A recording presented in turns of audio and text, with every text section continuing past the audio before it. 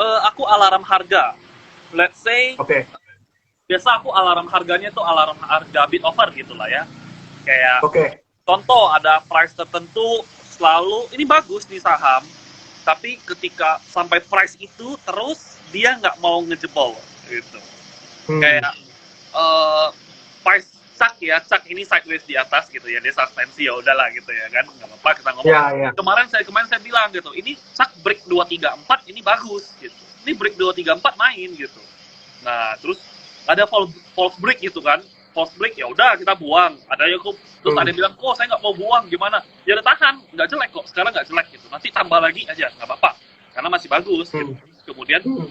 kemarin break 234 baru main, tapi ya jalan juga di suspend kan. Padahal udah closingnya bagus, iya pagi-pagi go tak suspend ya gimana lagi dong ya kan. Cuman kalau alarmnya sih beda-beda ya, ada yang by TA, ada yang by apa, kalau saya sih by bid offer. Kita liatin price tertentu yang dia berusaha jebolin tapi nggak jebol-jebol tapi masih bagus, ya udah kita tunggu dia jebol baru main, kita masuk di sana biar, karena ya kita nggak mau nunggu. Kalau aku sih aku tahu diriku juga gitu, kayak aku eh, anak-anak muda lah, kayak anak muda ya, semua Hmm. mau gerasak gerusuk biar keren kali ya. Ya kan, jadinya jadinya ya kayak gitu. Jadi kalau saya nggak mau nunggu, saya pasang alarm aja, udah dia break saya baru masuk kamu, kalau kamu nggak break aku cari yang lain dulu gitu. Ya, betul. Jadi seperti itu. Sebenarnya eh, kalau gue bisa summarize gini, memang kita bisa tahu yang diakumulasi, memang kita bisa tahu worst case-nya kita sudah pegang nih sebenarnya. Udah tahu nih, oh ini, oh ini, oh ini. Tapi untuk kalian bisa tahu bahwa ini tuh bakal jalan apa enggak, itu based on bid offer. Karena kalau by bid offer kalian bisa tahu sebenarnya. Oh, ini tuh, oh ini lagi ngumpulin barang, ini lagi distribusi, ini lagi apa, lu tahu gitu. Cuma masalahnya dalam menjelaskan di dalam sebuah live IG kayak gini tuh sulit gitu. Iya Nah, itu betul. yang itu juga butuh jam terbang juga sih. Dan even gua pun masih terus belajar gitu ya. Maksudnya, oh ini kayak gini, ini kayak gini, ini kayak gini. Nah, lama-lama kalian yang misalnya, oh kalian tuh bisa eksperimen sendiri gitu loh. Oh, kalian lihat Beethovennya modelnya begini. Oh, ini biasanya gini nih. Nah, ketika ini kayak gini, ya udah kalian mutusin untuk masuk, coba aja gitu loh. Nggak usah masuk semua, tapi masuk at least ya berapa persen dari yang lu mau masukin untuk ngetes gitu loh. Apakah hipotesis lu itu benar? Gitu Betul aja sih. betul, karena Nah, eh, apa ya, kalau semua sebenarnya tercermin dari bid offer sih kalau bagiku ya gitu ya. Mau betul, TA mau betul, itu tercermin dari bid offer. Cuman kalau kamu mau masuk maksudnya masuk gede gitu ya dan agak tenang gitu ya, swing gitu. Kalau mau tenang gede dan swing gitu, gede dan tenang gitu loh, kayak oh kamu tahu kamu ada plan, kalau kena ini kamu TP, kalau kena ini kamu stop loss, udah sesimpel itu. Kamu mau santai ya kamu swing gitu. Cuman the price that you have to pay adalah waiting gitu ya. Kalau betul, ya part of which itu waiting game gitu. Cuman kalau bid offer nggak waiting, karena bid offer is happening at that moment gitu. Dan betul, aku juga betul, masih belajar gitu lah. Gitu. betul. Nah, berarti kan kalau lu scalping gitu ya, lu nggak pernah tentuin TP-nya minimal berapa persen kan? Karena basically lu can see from the bid offer kan. Maksudnya bid offernya, oh ini udah mau buang nih. Nah, lu baru buang gitu. Jadi sebenarnya nggak ada persentase yang pasti gitu loh. Jadi harus lihat bid offernya, oh kelihatan nih, ini distribusi gitu. Ya, betul. Jadi seperti itu. Dan Gitu. kalau aku bosan sih ya, aku suka lihat, wah saham-saham ini ciri-ciri ditembak nih kayak gula kemarin ya kan. Hmm. Wah kayak, wah ini nggak tahu ya, kayak orang suka gula kali, manis gitu ya kan. Ini udah jelas sih, wah beritanya makan terus makan terus makan terus, ini udah kayak kasih kacang goreng aja, jual kacang goreng aja gitu. Itu akhirnya ya udah jual kacang goreng ARB. Gimana cara untuk naiknya lagi ya tunggu mereka cut loss. Nah kayak contoh KRY Oh. itu hari pertamanya underwriternya jualan gede, hari kedua CP-nya mulai akum, hari Ya. ketiga keempat ARB, CP-nya akum lagi. Nah terus kemudian ada sideways di sana. Saya cek, oh CP-nya akum, yang berjualan siapa? XC.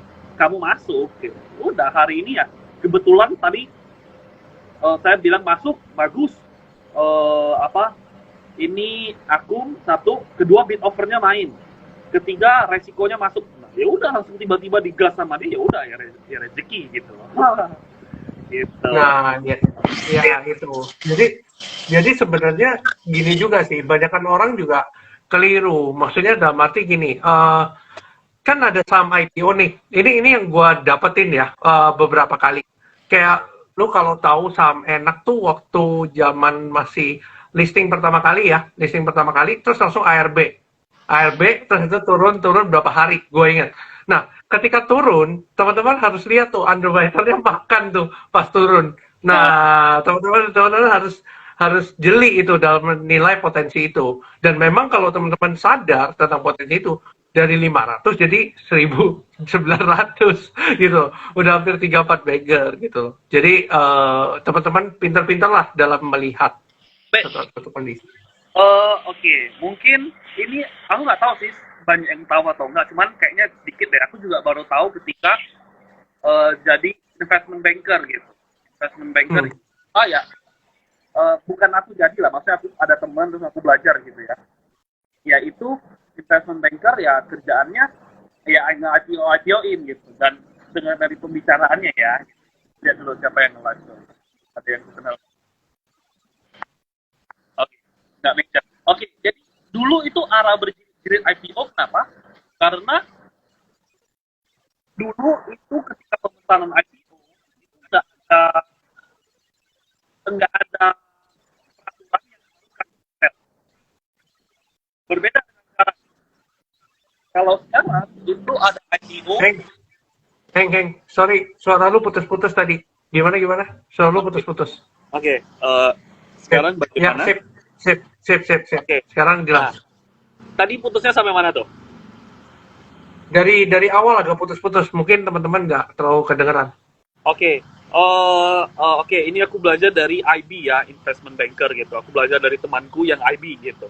Kebetulan ada teman yang berprofesi di seperti itu. Nah, dari pendengaran IPO mereka gitu, dari aku dengar-dengar percakapan mereka, dulu saham yang IPO itu sering arah karena nggak ada fixed allotment yang harus dikasih ke retail. Berbeda dengan sekarang. Sekarang itu harus gitu peraturan dari OJK-nya, terlepas dari ada nomini atau enggak ya. Jadi minimal 15% atau 20%. 15% atau 20M, lihat yang lebih gede dari mana dari IPO amannya. Jadi ketika mereka IPO, mereka minimal ada musuh dalam tanda kutip, itu kita retail yang beli dapat allotmentnya sebesar 15% atau 20M gitu. Jadi kan kalau mereka ngearahin satu kali, artinya 20M kali 25%. Tandanya itu biaya yang harus mereka keluarkan. Betul nggak? Ya. Nah, kalau sampai, let's say, beggar gitu, dia dari 20M harus jadi 40M. Kenapa? Karena dia harus siap ngetampung orang yang guyur di atas, retail yang guyur di atas. Kan nggak lucu kalau investment banker atau bandar nggak bisa melakukan hal itu. Tahu-tahu kita projectnya A, tahu-tahu kita diguyur gitu ya kan sama retail, kan nggak lucu gitu loh. Nah, jadi that's why kenapa IPO sekarang juga ya seringnya seringnya kalaupun mau arah dia kocok dulu gitu. Kenapa kocok? Biar kalian buang gitu. Tapi ketika proses pengkocokannya kalian justru banyak beli, ya udah simple distribusi habis gitu. Karena IPO let's say harga 100 itu mereka pasti markup gitu. Ya, oke. Berarti itu ilmu baru ya, teman-teman yang mau itu tadi ya catat apa yang Hengki ngomong lah. Itu udah cukup menjelaskan tentang IPO. Oke. Gua akan ambil pertanyaan yang lain ya, Heng. Bentar. Gua akan cari pertanyaan yang bagus. Nah, ini mungkin ada pertanyaan gini. Raffi Waran, menurut lo masih potensi rame nggak sih besok Senin ini? Waran? Ya, Raffi Waran. Raffi Waran ya, bukan Raffinya ya? Enggak deh. Kayaknya enggak. Enggak ya? Kayaknya enggak. Oke. Karena kelihatan ya kayak mereka udah TP banyak banget dari bawah gitu, udah TP pada atas gitu. Dan kalau nggak salah net buy-nya retail deh. Coba cek deh Blockzoom-nya, itu net buy-nya retail. Jadi seharusnya besok cuci piring. Ya. Pokoknya kalau sudah yang kiri kompak retail semua tuh biasa habis tuh biasanya. Itu pahlawan bursa itu. Lawan bursa. Iya, pahlawan Nah, bursa. itu tuh. Nah, itu tuh teman-teman. Jadi basically kalau yang kiri itu biasa retail semua. Nah, itu udah hati-hati dah pokoknya. Udah biasanya kita udah tahu kalau yang biasa maksudnya biasa lihat Broksum gitu ya, udah tahu. Ini besok ARB nih. Ini udah Iya. pasti besok ARB. Kayak kalau More udah, likely lah. waduh, udah XC, PD, YP, KK, apalagi ya udahlah, mereka sebaris gitu ya. Udahlah, ini calon-calon Ciloko ini. Ya, betul. Seperti itu. Nah, ini saran untuk trader baru, Heng. Apa menurut lo yang perlu mereka tahu gitu ya? Maksudnya apa psikologi atau money management atau apa tuh? Oh, ini ya, aku tahu ini kalau trader baru ya, ini unpopular opinion gitu. Ya, Unpopular karena sensitif. Tapi ya, for ya, me, ini fair gitu. Kayak let's say kita sekolah gitu, anak kecil sekolah. Sekolah itu bayar gitu, ya kan? ya, betul. Aku I'm not against sama sekali kelas berbayar. Kelas berbayar menurutku itu salah satu hal yang ngebantu kalian banget gitu, ngedidik kalian dari awal. Cuman kalau ya pencitraan kelas kita jelek lah ya, karena banyak kelas yang sembarangan gitu. VVIP tukang pump and dump, ada kelas yang curi screenshot orang gitu, ada yang kayak gitu. Ya itu tugas kamu untuk menemukan. Jadi kalau untuk Hmm, bagiku pemula bagaimana, ya kamu harus pay the price untuk belajar gitu. Either belajar itu ada dua, satu kamu mau ngeles, ngeles itu artinya kamu ikut kelas berbayar, atau satunya lagi kamu nggak mau ngeles, kamu trial and error, ya which is hmm, kamu siap rugi duitmu gitu. Jadi ya back to you kalau misalnya mau gimana. Ya kalau kamu mau trial and error itu banyak banget lah di YouTube. Maksudnya kamu bisa belajar sendiri di YouTube dan trial and error gitu, mana yang benar. Kalau kelas berbayar ya ya, justru mengerucut gitu. Bagi saya sih, aku nggak sensitif sama sekali untuk kelas berbayar gitu. Even aku belajar, aku juga kelas yang satu-satunya aku ikut ya gitu ya, adalah ya Mbak Puput gitu, ya kan. Belajar bit hmm, over gitu. Kayak banyak yang japri aku gitu, bilang, kok lu beneran ikut, lu nggak gengsi, lu kan udah ada grup loh. Dalam hatiku ya so what gitu loh, ya dia emang iya, hebat Pak. gitu. Ngapain kita ngegengsi gitu loh. Terus dia bilang berani banget kok pakai nama sendiri. Ya emang kenapa dalam hatiku gitu, dia hebat, ya kita ngapain angku gitu ya. Jadi Hmm, maksudnya kalau untuk pemula ya belajarnya mau gimana terserah kalian. Kalian mau belajar sendiri, belajar sendiri yang butuh trial and error, bisa aja kalian ketemu metode yang lebih bagus, we never know, tapi itu tentu waktunya lebih panjang karena trial and ya, error gitu. Atau kamu mau masuk sekolah, belajar, les gitu, ya cari mentor, walaupun mentornya belum pasti bagus, tapi ya saya percayalah orang yang berani buka mentor grup gitu minimal ada ilmu yang bisa kamu serap gitu. Tinggal kamu pilih aja, pasti mereka betul. ada poinnya juga gitu. Jadi kalau misalnya trader pemula ya itu sih menurutku. Dan dari perkembangan Betul. waktu itu ya psikologis kalian akan kelatih dan kalian akan menemukan style kalian apa sih. Fundamentalis, yang which is time frame-nya panjang, swing, lebih middle term, atau scalping bid offer yang literally daily gitu. Betul. Jadi ya mungkin buat teman-teman yang mungkin baru belajar atau baru mulai trading gitu ya.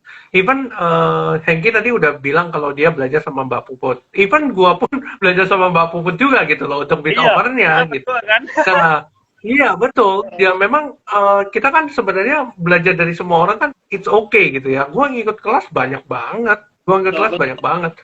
Nah, jadi sampai gua itu akhirnya menemukan gua punya style tuh begini gitu. Nah, Uh, akhirnya nah itu kan sebenarnya cara dapetinnya adalah dengan lu kadang mengikuti banyak kelas sampai lu ngerti oh ini gua banget nih, ini bukan gua nih. betul. Nah, atau lu trial and error, oh ini tuh trial and error lu salah, oh lu salah lu perbaikin, oh ini bukan caranya nih, ini salah ini caranya.